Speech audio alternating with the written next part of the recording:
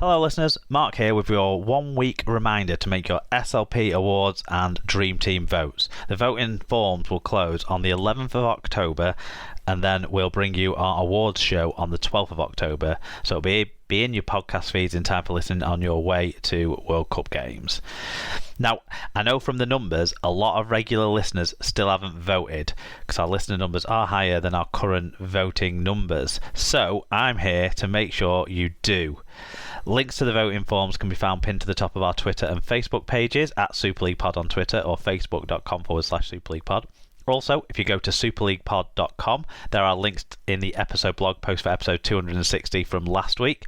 So that's how you can find the voting forms to make sure you vote. And to make you realise just how much your votes can count here, there are only 3 votes currently separating things in the Player of the Year category, the big award, and it's literally neck and neck, the same number of votes for 2 leading contenders in the Young Player and Old Player of the Year categories. Just for everyone's awareness and understanding, so no one feels disappointed when I tell you this next week, but Greg Eden isn't eligible for either category, Rob, but lots of players are.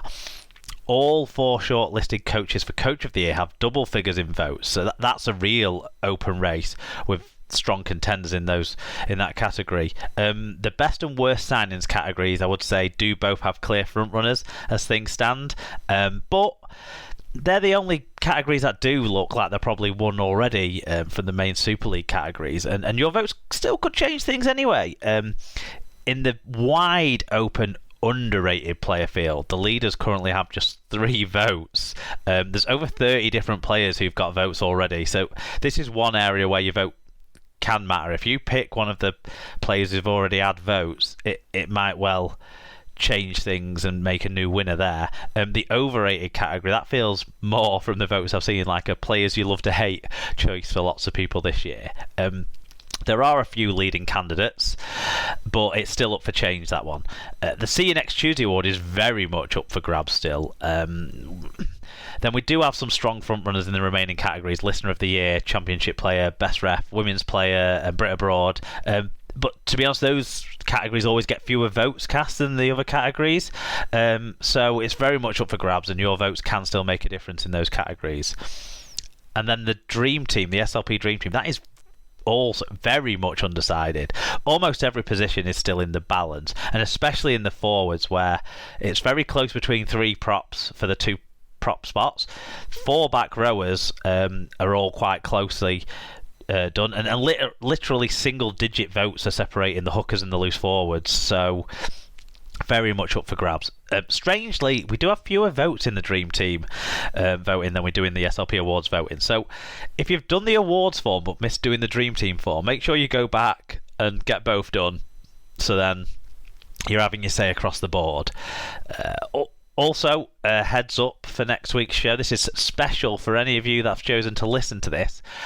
We're going to wrap up the finals from last weekend, so the SLP match reviews form will be open again.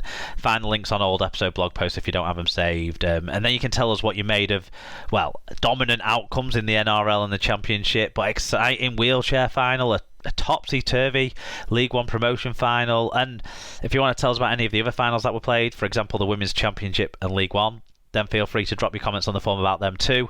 We'll wrap all that up at the start of our awards episode. Basically, get your views into us as always. We'll discuss them on next week's show, and also see you all at the World Cup games, hopefully. Just one final sad note. It's incredibly sad to hear about the news of former Scotland international and Super League player for a number of clubs, Adam Walker, dying at age 31. Our condolences and thoughts, of course, go out to Adam's family, his loved ones, and his former teammates. Rest in peace.